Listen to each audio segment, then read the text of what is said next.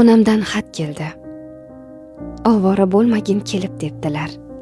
Biz yaxshi, sen tinch bo'lsang bo'ldi debdilar.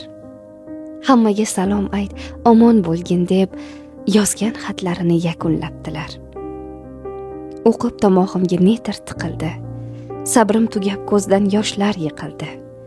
Ikki eshik aro kechar dunyoda, taqdir o'yini deya qalbim siqildi.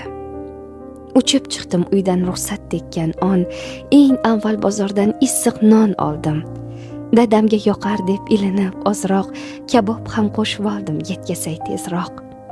Xayollarga cho'mib, yo'llarga qarab, dedim chindan qiziq ekan qizning taqdiri. Balkim ishq, balkim peshona sabab, qiz o'z uyiga mehmon bo'lar axiri.